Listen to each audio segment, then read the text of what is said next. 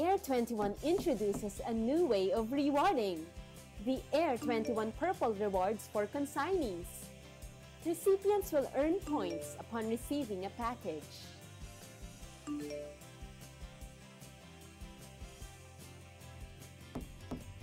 These points can be used to redeem exclusive Air 21 gift items such as eco-friendly bags, flashlights, tumblers, organizers, flash drives, and power banks. The Air 21 Purple Rewards, thrilled with surprises!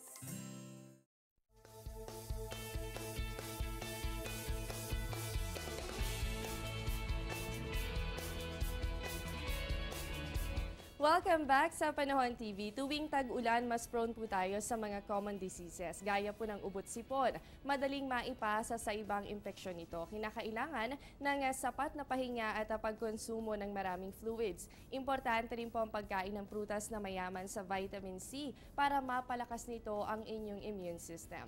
Ang simpleng ubot-sipon ay maaari pong mauwi sa lagnat. Madalas rin ang mga nabibiktima po ng typhoid fever tuwing tag-ulan, dahil po isa ito nga waterborne disease. From January to May 2013, umabot na po sa 133 ang naging kaso nito. Madalas nakukuha ito sa mga contaminated food and water. Sa mga bahaing lugar naman, nariyan po ang banta ng leptospirosis. Ilan sa mga sintomas nito ay ang mataas na lagnat, matinding pananakit ng ulo, pamumula ng mata, pagsusuka, diarrhea, at ang pagkakaroon ng mga rashes. Sa panahon rin po ng tag-ulan, mas mataas ang tsansa ng pagkakaroon ng malaria. Madalas po manirahan ang mga lamok sa mga stagnant water. Kagaya po ng dengue, nakukuha rin ito sa kagataan ng lamok. Kabilang rin po sa mga common diseases during rainy season ang hepatitis A. Ilan sa mga sintomas nito ay ang paninilaw ng mata at balat. At ganoon din po yung pagkahilo, pagsusuka, pananakit ng sikmura at ang pagdanas po ng extreme fatigue.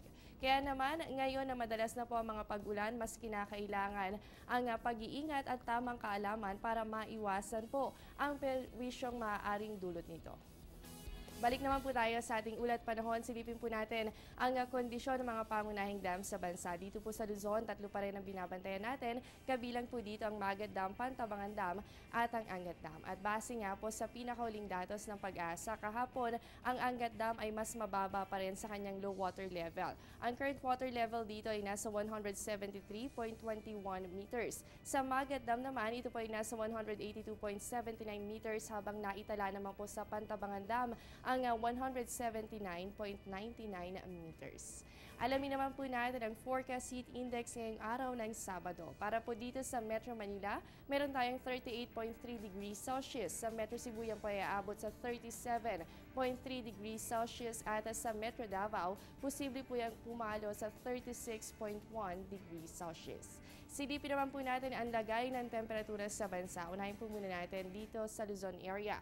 Para po sa Baguio, meron kayong 16 to 24 degrees Celsius at asahan po natin ang fair weather conditions sa mga susunod na oras. Dito po sa atin, sa Metro Manila, meron naman tayong 25 to 34 degrees Celsius.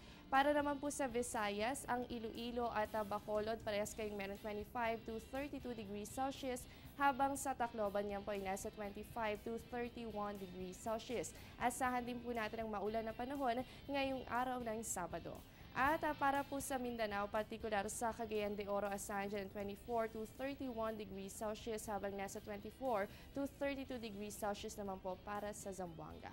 Ang ulan po hindi may iwasan pero ang abalang dala nito posible.